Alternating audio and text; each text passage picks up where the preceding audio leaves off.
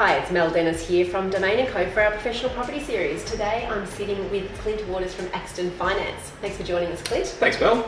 Today we thought we'd have a quick chat about being mortgage fit. Yes. So I guess this is for first home buyers, or first property buyers, on getting your mortgage for the first time. Yep. Things that you need to start thinking about really from a very early age. Yeah.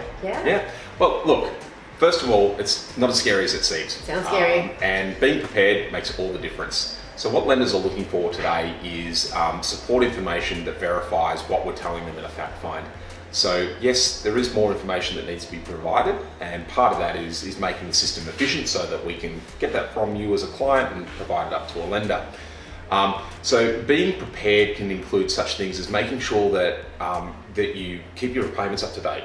A couple of tips on what lenders really hate seeing is late payment fees on credit card statements. Afterpay is a big one at the moment as well. Afterpay is a form of credit essentially. It's a bit of a red flag with and lots lenders. of people falling in the trap of that because quite young you can fall into the trap of that afterpay, or even the loans, these high interest rate loans that you can get small amounts for. Having some form of credit does help build the strength of your credit file, and as long as it's good credit, you won't be paying it back when it's due. And that's right. So what the banks are looking for just aren't necessarily that I've got no credit history at all. That's not such a great thing either. But basically just something that makes common sense. Is there a demonstrated history of savings? Is there good evidence of day-to-day management of living expenses? What sort of consumer debts does the customer have? Is there, if there's 5 or 6 credit cards and it's a young applicant, that's generally not a good sign.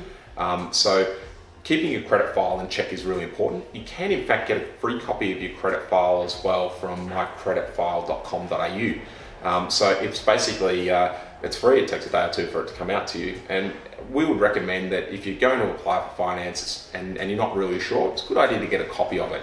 We've got a commercial access to that, but if necessary, if a customer would like to get a copy of it, but as I said, you can get it for free as well.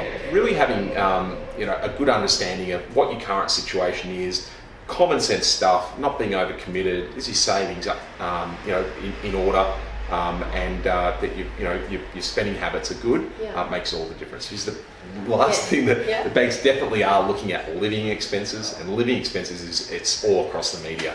And so how much money you're spending on cat food and things like this. And there's a little bit of truth in you've got a Netflix account, or that you've got multiple pets and more pets cost more money to look after. This stuff is true. And for good reason. There is some argument behind it that it's gone a little bit too far, and some lenders are better than others, and that's part of the discussion we have with our clients in getting a good understanding of what's going to be most suitable, where you're going to get the best fit, and making sure that you're in a position whereby it's going to be comfortable and it's not going to put too much financial stress on you by doing so. So our commitment to you today is to be your personal trainer in getting mortgage fit. So if you'd like our 20 tips on how to be mortgage fit and start that process today for yourself down the track to be able to get a property and get into the mortgage market quite a lot easier than if you're not fit, click on the link below and we'll send those through for you. Thanks for joining us, and thanks, Clint. Thanks, Mel. Thank you for watching another one of my professional property series interviews. I'd love to see your comments, and please like and subscribe to my social channels on Facebook and YouTube. I welcome any suggestions for new topics too.